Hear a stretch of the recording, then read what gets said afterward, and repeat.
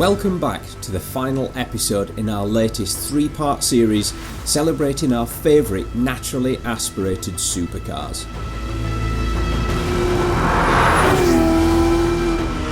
Over the past two series, we've covered a number of different size combinations, from big grunty German V8s, a high-revving flat 6, Ferrari's wailing V8 and a howling Lambo V10.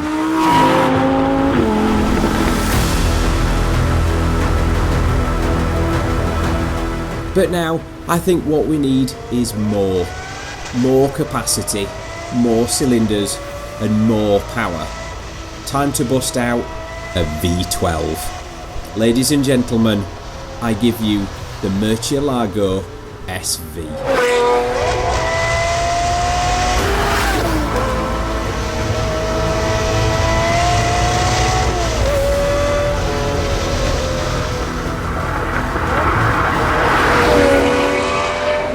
I've got a V12 massaging my arse, a nice bit of road in North Wales. It's difficult to see how life could possibly get much better than this. Oh, this thing is giving me the shivers!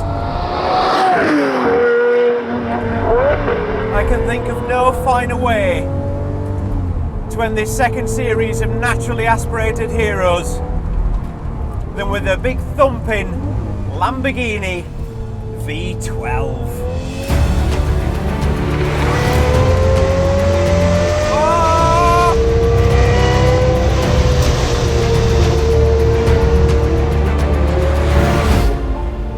And this is not just any Lamborghini V12.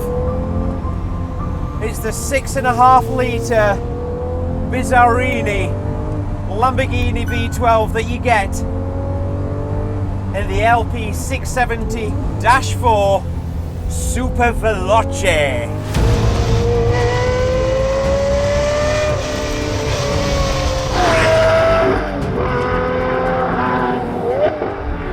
This is number 29 of what should have been 350 SVs, but due to a recession, just 186 of these were ever built, meaning they are as rare as hen's teeth, which is such a shame because for an old girl, she sings and she dances along this beautiful bit of road.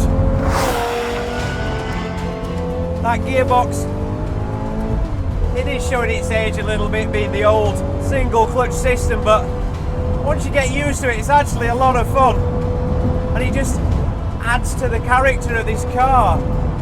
Just working it and making that V12 just howl behind you.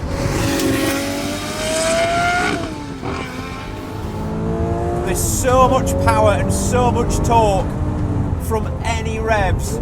She just pulls and pulls. Oh! There was some serious tuning that went on with this engine since it was first placed in the Murcielago, and it had just 570 brake horsepower. But as it was developed through then the 640 and then into this, the 670, that went up to 660 brake horsepower and 661 Newton meters of torque. But because of the carbon fibre and other weight saving features like the lightweight exhaust system, they managed to shave off 100 kilograms from the standard Murcielago, meaning this has 429 brake horsepower per tonne. That's a lot. The thing is with these V12s is you can start at say 2,000 revs and then you just squeeze on and you get this rumble like you get in the old Diablo. You get this howl like you get in all V12 Lambos, and then it builds and it builds and builds until you've just got to change gear. And it starts again.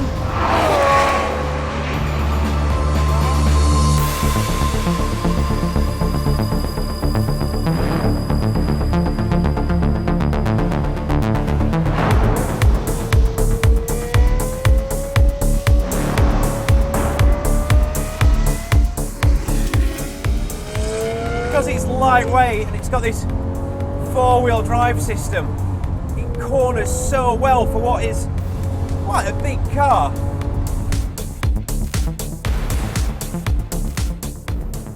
She not only handles well, but because of all that power, you can take this thing up to 209 miles per hour. And that's because it's got the bigger aero kit on it. If you had the smaller rear wing, this would do 213. Oh, the down changes. There's not really much overrun, but oh, and again, oh, I love the high-pitched wailing noise. Now, this engine didn't actually start life in the Murcielago.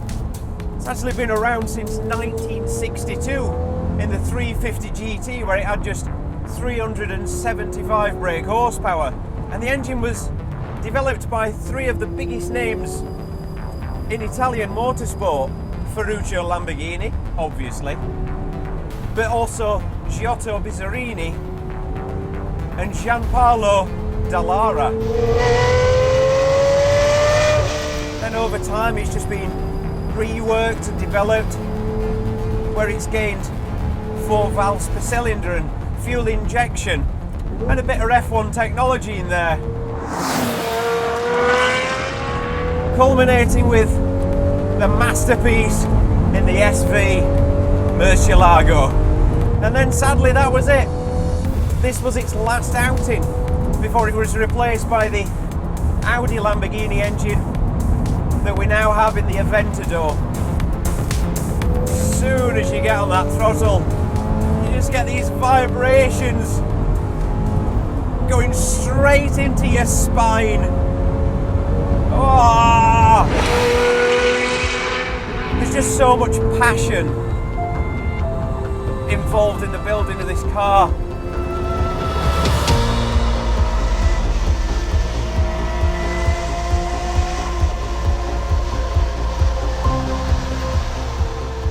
The Murcielago SV may not be the latest, but it's certainly in my eyes one of the greatest cars to emerge from the Lamborghini factory gates.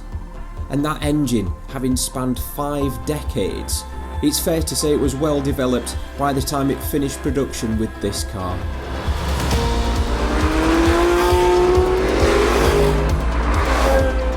Hopefully you've enjoyed watching this second series of Naturally Aspirated Heroes as much as we've enjoyed making it. And with so many fine engines out there, we're excited about Series 3. But where do we go next? Let us know in the comments below and we'll select another trio of noisy and exciting supercars to feature.